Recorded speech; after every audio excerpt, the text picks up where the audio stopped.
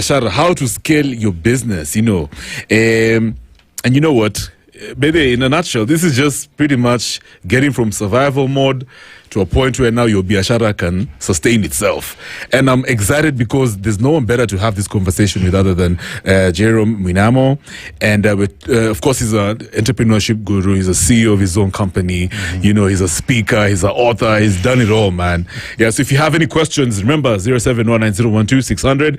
And by the way, bro, if guys want to reach out to you, partner, they want to get your services, how can they find you? So we are on all social media platforms. Sandbox is SNDBX. We dropped the vowels from the name. We thought that's a cool brand like that. And it's caught on. So they can look for Sandbox on all the platforms. Yeah. We post a lot of content. I personally, at Joram Mwinamo on all the platforms, I post a lot of content around entrepreneurship. Nice. So if they can follow us on the different platforms, they're able to see how they can reach out to us. And then we occasionally have opportunities, whether it's for funding for programs or that kind of thing. They come out there. Yeah. Good stuff, man. So you talk of opportunities. What are some of the opportunities biasharas, can take advantage of Kenyans, basically, especially in this very moment, so that they can think big, right? Yeah. What should I be looking out for? As an entrepreneur, I'm excited about scaling. What are the opportunities? So I think the economy has been evolving and getting more sophisticated. So on the one hand, I would agree that it's a difficult economy, taxation is high and all sorts of things. But on the other hand, you see that the population is growing, the number of middle-class people are growing. And so economists are the ones who get excited when they see some of these statistics, when they see, 5% GDP growth. For us, it may not mean much, but for a $100, billion economy, that 5% means there's an additional $5 billion that has just checked into the economy. Where is it going to? Who's making it? Is it going to property? Is it going to this? Is it going to that? And then you look at a lot of industries, and either they need to digitize or they need to professionalize or be run better. And so I think there's a lot of opportunity in digitizing certain industries like agriculture. We've run agriculture the way we have for a very long time. We don't use sensors in the farms, CCTV and all sorts of things. People are being stolen from, things are not growing as they would. So if you almost look at every industry, there's an opportunity to do something new. If you look at education, there's an opportunity to do softwares around education, on how schools are run, on how students access their marks, on this, that, and the other. If you go to hospitals, there's an opportunity to digitize. Until today, I don't know if you have your hospital data, but you carry it around. I do. I don't know. Yeah, I do. So those kinds of things. Yeah. So if you almost look at any industry, there's an opportunity to modernize it, to digitize it, to take it forward, to help those people professionalize how they're running things. Yeah. And as we streamline this, I think it creates an opportunity for companies that can grow and scale. So let's talk about some of the habits or disciplines, if I can put it like that separate businesses that can scale from the ones that cannot scale. Yeah. Say, for example, if you engage with somebody who's got a business, and then from your perspective, you're just like, I think you need to go back to the drawing board. Yeah. So how would you tell? What are some of those things that stand out for you, and you can instantly just tell Apana, this one can scale, this one cannot scale? I think the biggest thing is that if you identify a problem that you want to solve by building, say, some technology or a problem or service around it, make sure that problem is as big as it can get. Like if it is something that individuals experience, make sure there's 1 million plus individuals who need that kind of solution, so that when you build it, you can be able to scale it to these 1 million people to be able. So you're basically looking at problems that are in an underserved space. That's one way of thinking about it. So if you're going around thinking of what business to do, look for a problem that hasn't been solved, and then ask yourself, is this problem widespread enough? Are there a lot of Kenyans who need a solution to this that are willing to pay for this? Are there, or if you look Pan-Africa, is it as big? If you look global, is it as big as well? One of the things I didn't mention at the beginning is that Sandbox has actually scaled. We have an office in the US. What? We have people in the UK. I'm we not have surprised. South Africa, Nigeria, Ghana, and we've done that through partnerships, Ethiopia, UGTZ. So when I'm talking about this, it's stuff that we've actually done. And so, when we came up with this model of supporting experts through this this, supporting entrepreneurs through this one-stop shop. We looked around the world and we realized nobody is doing it. What? And people would reach out on LinkedIn and they're like, what you're doing looks very interesting. I've never seen it anywhere. And I'm like, okay. So I started to talk to people in different countries, and then I found people who are in our industry, and we were able to partner with them. Now we are recruiting local experts in their countries and being able to offer the same services locally. So, it's amazing. I got to jump in there. So when you say in the US, are we talking about diaspora? No. It's typical serving Americans? US businesses. So we have American experts who are in Atlanta, Georgia, and they're serving Atlanta businesses. That's our model. Yeah. Like wherever we go in London, it's London experts serving London, whatever. Then of course, if people want to do cross-border business, one country to another, then we're able to make those connections because again, Sandbox has those people represented.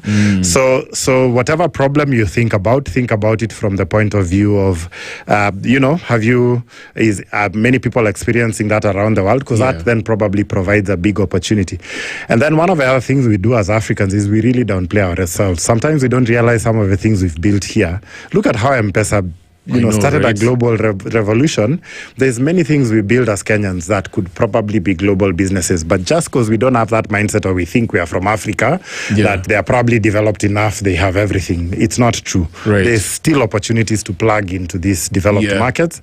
So I encourage people. I know typically people get discouraged about building that global business because they're thinking the stress I have now will be times the size of the business. But it's actually the other way around. The bigger it gets, the less you're stressed because you have resources to hire good people, and run things at that level. So I tell people, just set out to build a global business from the onset. It will be a much better ride than trying to run a It's interesting you put it like that because, first of all, I think it's like an inferiority complex thing. It is for sure. I don't know how we adopted that mindset, but it's been fed into us continuously through global media and stuff, telling us we're not good for anything and all sorts of things. And you see it with our leaders a lot. Wherever we go, we are begging. I saw our leaders being crammed into a room the other day, and nobody feels that that's not right. Like they should be given the same respect that they give them when they come here.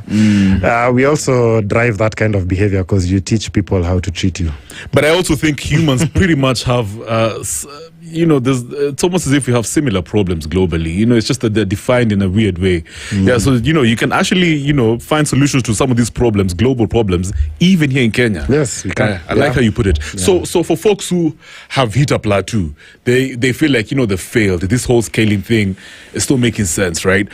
What's your word to them? What's the solution right now? They're thinking, okay, the product is making sense, but I can't grow. I'm not growing. I'm not seeing any movement. I'd say, before you beat yourself up and call it quits, first look for help. There's people with solutions out there. Like some of the things I'm saying here, there's probably people out here who thought there's nobody who can help an entrepreneur think through scaling a business. But there's people who have this knowledge. Sometimes it comes from mentors who've been down that path. Sometimes it's coaches. Sometimes it's people around you. Sometimes it's consultants like ourselves. Seek that help first to see how you could maybe streamline and scale that business. There are many people who, in the first meeting, they're so dejected, they're thinking of shutting down the business. Then we just start helping them break down different things around their people, around their systems, around their processes. And you just find as we fix those things one by one, the business takes off again and begins to grow and scale. So I think people shouldn't be dejected. Look for that help from people who can help you think through how to grow and scale a business. And there's a lot of opportunity out there that you can pivot into. I love it. That's why you probably need to join even communities of founders and entrepreneurs. Yes, exactly. Learn from all these guys. I like that. So let's talk about there's something that you mentioned earlier, customer service, customer experience. How important is it, especially when you're looking to, build a business that can sustain itself in the long term, right? Because you mentioned how people they downplay this thing for customer service and customer experience. I think a lot of people don't realize that the business exists because of a customer. So we all say we are customer centric and, we have it on the walls and all sorts of things. But I actually find that in practice, people don't really care about what the customer has to say. So we rarely ask the customers what they think, what they feel about our business. I did something very brave in our business the other day where, I asked a set of our customers, what's the biggest expectation you had of our business that has not been met to date? Nice. And I made it anonymous. And we got like 28 sets of very candid feedback. And when you get that kind of feedback, it can be very demoralizing because you're like, oh my God, I've been doing this all this time, and then this kind of feedback comes. But then you actually realize if these people are experiencing this problem and you're not solving it, you're not going to move forward. So now if you solve these problems, they'll be happier. Your business will probably go bigger and all sorts of things. Right. So I'd tell businesses to be brave and just ask people what they're not doing very well for them or other expectations they have of them, and use that data to feedback into their products, into their services, into their service delivery. There are many businesses which, if they did that, they'd be very shocked the kind of feedback they'd get. That would be very instrumental towards helping them strategize for the future.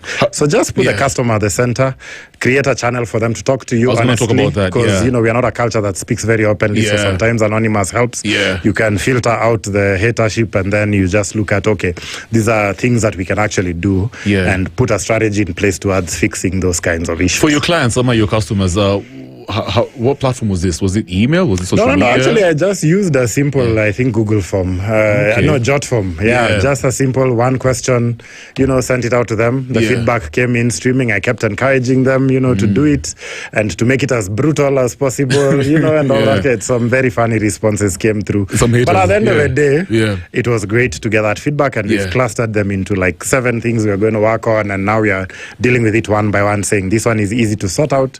We can fix it. You'll be surprised. People want good coffee, Bana. I like that. So some things you don't really think about, they're not important to you, but they really mean a lot to the customer. So we are fixing those things one by one. So when I speak with you, you come off as a guy who's very sharp, like you have your stuff figured out, and that's very commendable.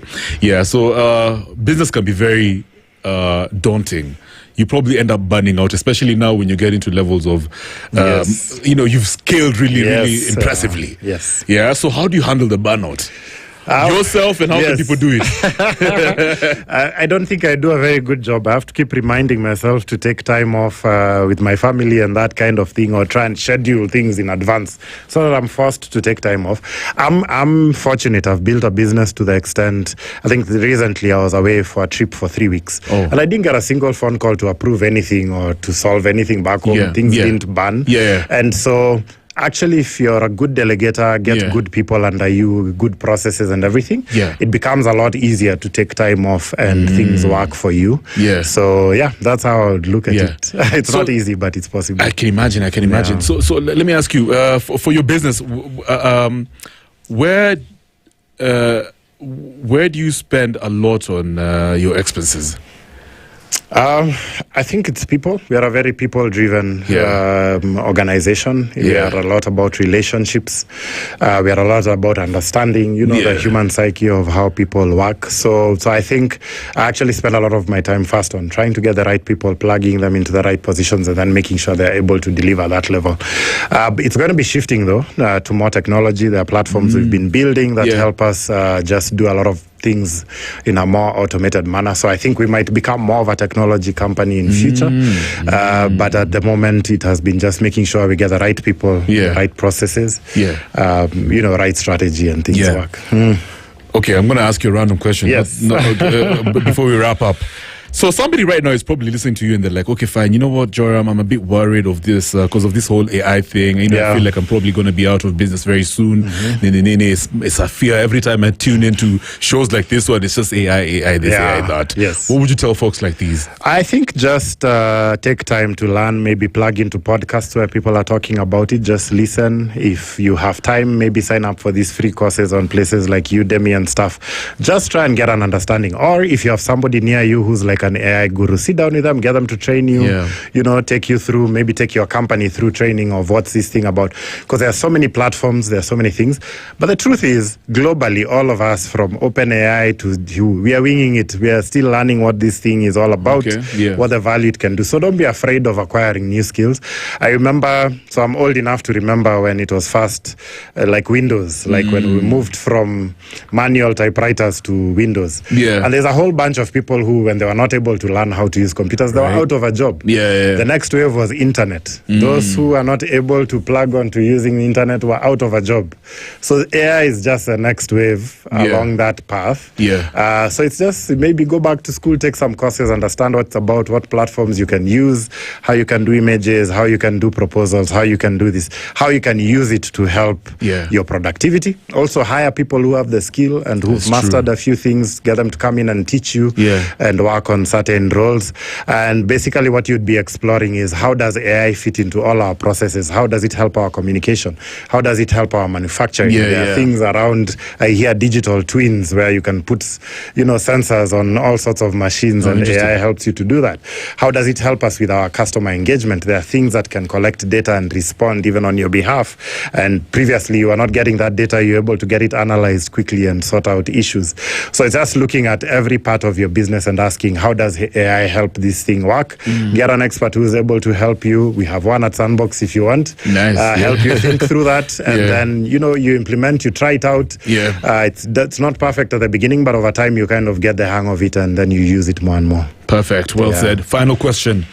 Joram, what's the one thing you wish young entrepreneurs, guys excited about scaling, would know about building a biashara for the long term? So I'd have a lot to say and also partially reflect on my own experience when I was young, because I started business when I was very young. Nice. I say now that I'm older, I seek for help faster. When I was young, I think I would try and grapple with it and I can do this. Then when I fail is when I go looking for help. I'd say look for help faster. Look for people who can help you think through the different things you're struggling with in your business. Get a board of advisors or something, like get mentors. Get a community of entrepreneurs around yourself who can help feed into that. And then just some of the things we talked about earlier, solve a problem that's worth solving, that is big enough that, can help your business grow and scale to a level that you can do amazing things. So don't just follow hype, but solve real problems that people are willing to pay for. I love it, man. Real problems. That's what it's always about. So thank you so much, Joram, for hanging out, man. It's been real. We've learned so much. So once again, for guys who are excited about working with you, how can they reach out? So look out at all our social media channels at sndbx.ke or at sndbx international. Our website is sndbxinternational.com. You can find us there, or sndbxvillage.com. You can find us there. So just look out for us in the interwebs. There's a lot of content out there. Right now there's a program we're doing for creatives, so there's opportunities for creatives. But we're always doing these kinds of programs. If they stick to our channels, we are always launching programs. Some are sponsored, some are funded. There's opportunities to get funding, opportunities to get mentorship or expert help directly. But then if you are growing a serious business, also just pay for the service, and you'll implement better when you feel the pinch of that service, and your business can grow. So you can also just come physically. In Nairobi, we are right behind your center on Chania Avenue. We have a whole center, and all those experts are there physically. Nice. So you can get sorted. There's a community of entrepreneurs we're building there. Joram, I gotta be real. This is an honor, man. No one else would have this type of conversation with other than Joram Mwinamo. He's an entrepreneurship guru, author, speaker, and CEO of SNDBX at Sandbox International. Chase, I've loved it. Asante sana. I loved it too. Good stuff, man. Thanks.